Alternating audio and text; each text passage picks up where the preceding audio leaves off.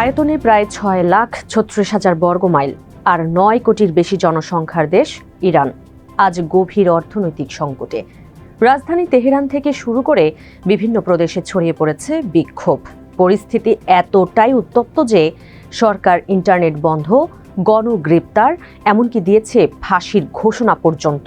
কিন্তু প্রশ্ন একটাই, এই আন্দোলন এত তীব্র হলো কেন?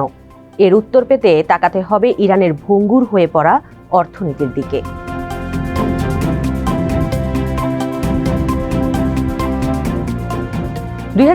সালের ডিসেম্বরের শেষ দিকে যুক্তরাষ্ট্রের ডলারের বিপরীতে ইরানি মুদ্রা রিয়ালের ভয়াবহ অবমূল্যায়ন ঘটে। এরপরই 28 ডিসেম্বর মূল্য বৃদ্ধির প্রতিবাদে শুরু হয় বিক্ষোভ। আন্দোলনের সূচনা হয় তেহরানের ঐতিহ্যবাহী গ্র্যান্ড বাজারে। দোকান বন্ধ করে রাস্তায় নামেন বিক্রেতারা। অল্প সময়ের মধ্যেই সেই ক্ষোভ ছড়িয়ে পড়ে দেশের বিভিন্ন প্রদেশে। 12 জানুয়ারি ইরানি মুদ্রার বিনিময় হার দাঁড়ায় প্রতি ডলারে 14 লাখেরও বেশি রিয়াল। অথচ এক বছর আগেই 2025 সালের জানুয়ারিতে এই হার ছিল প্রায় 7 লাখ। এই পতনের সরাসরি প্রভাব পড়ে বাজারে। খাদ্যপণ্যের দাম গত বছরের তুলনায় গড়ে 72% বেড়েছে। বার্ষিক মূল্যস্ফীতি এখন প্রায় 40%।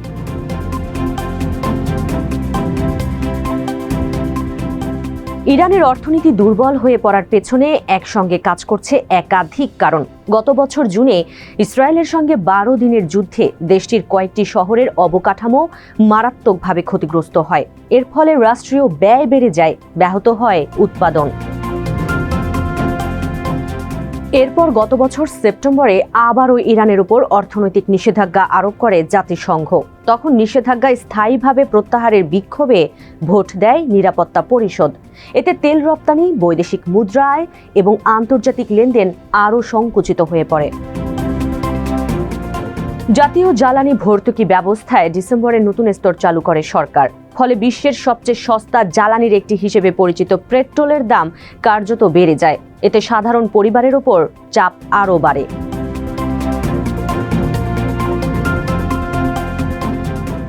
অর্থনৈতিক সংকটের গভীরতা স্বীকার করেছেন খোদ প্রেসিডেন্টও।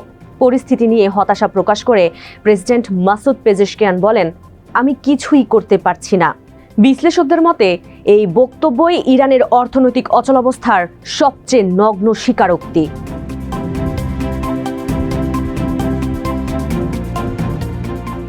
2018 সালে যুক্তরাষ্ট্রের নিষেধাজ্ঞা পুনর্বহালের পর থেকেই ইরানের অর্থনীতি কার্যত শ্বাসরুদ্ধ অবস্থায় আছে। তেল রপ্তানি কমেছে, ডলার সংকট তীব্র হয়েছে, আর রাষ্ট্রীয় কোষাগার ক্রমেই দুর্বল হয়ে পড়েছে। সরকার কিছু সংস্কারের উদ্যোগ নিলেও কেন্দ্রীয় ব্যাংকের গভর্নর পরিবর্তন বা নগদ সহায়তায় মানুষের আস্থা ফেরাতে পারেনি। কোয়েন্সি ইনস্টিটিউটের নির্বাহী ভাইস প্রেসিডেন্ট ত্রিতা পার্সি বলেন, এটি ইরানের জন্য আরও দুর্বল অর্থনৈতিক পরিস্থিতি, আরও খারাপ ভূ রাজনৈতিক বাস্তবতা এবং অভ্যন্তরীণ ভিন্নমত আগের যে কোনো সময়ের চেয়ে বেশি।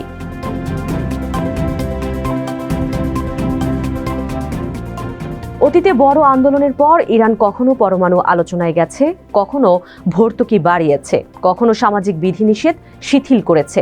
কিন্তু এবার পরিস্থিতি ভিন্ন। ক্যামব্রিজ বিশ্ববিদ্যালয়ের অধ্যাপক রোকসানে ফারমান ফারমাইয়ান বলেন, শাসক গোষ্ঠী এখন খুবই বিচ্ছিন্ন অবস্থায় আছে এবং অর্থনৈতিক সমস্যার সমাধানের মতো কার্যকর কোনো বিকল্প তাদের হাতে নেই। পুরো ব্যবস্থাটি যেন অচল হয়ে গেছে।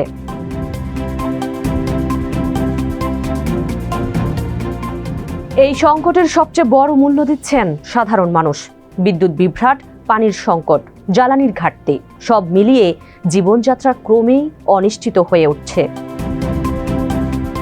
বিশেষজ্ঞদের মতে যতদিন ইরানের অর্থনীতি এই নড়বড়ে অবস্থায় থাকবে ততদিন সামাজিক অস্থিরতা কমার সম্ভাবনা নেই।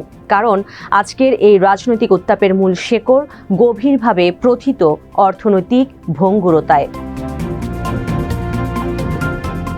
ইরানের বর্তমান বাস্তবতা তাই কেবল একটি রাজনৈতিক সংকট নয়, এটি মূলত একটি অচল, চাপগ্রস্ত এবং নড়বড়ে অর্থনীতির প্রতিফলন, যার অভিঘাত প্রতিদিন আরও স্পষ্টভাবে অনুভব করছে দেশটির মানুষ।